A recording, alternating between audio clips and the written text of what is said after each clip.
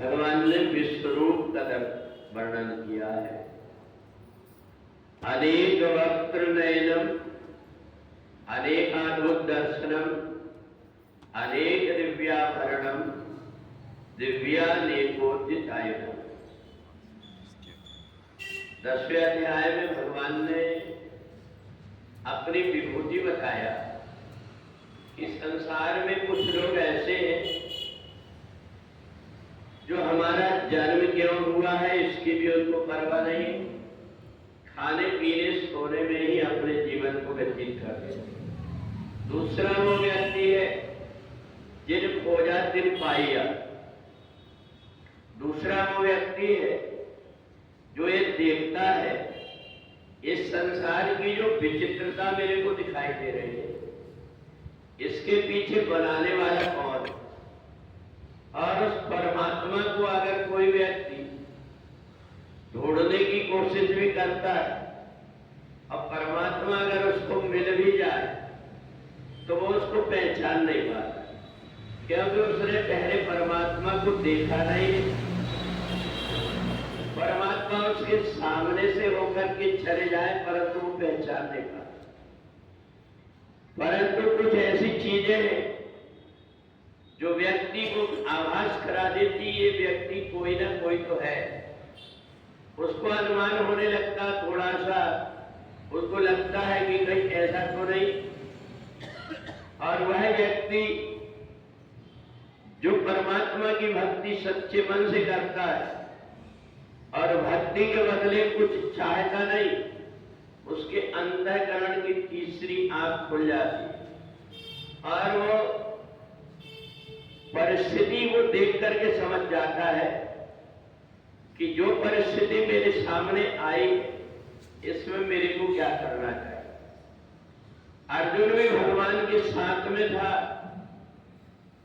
सभी प्रकार से पुण्य कर्म किया, बस इतना था कि उसने भगवान के साथ में रह करके भगवान की महिमा को नहीं जाना।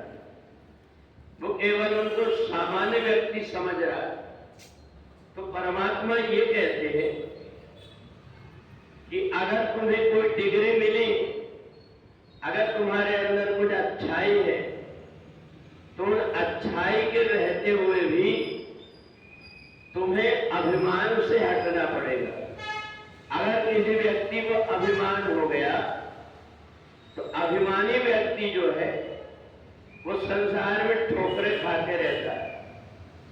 और इसलिए जीवन में जब अभिमान छूट जाए, अपने पास बहुत सारी चीजें हैं परंतु फिर भी परमात्मा की भक्ति व्यक्ति करते रहता है, वो सोचते रहता है इस संसार से एक दिन मेरे को जाना है, तो वो परमात्मा की खोज में लग जाता है। कई बार ऐसा होता है, हम अगर कोई सत्कर्म करते हैं, अच्छे कर्म करते हैं, तो उन अच्छे कर्मों के कारण परमात्मा भी हमें ज्ञान कराना चाहते हैं।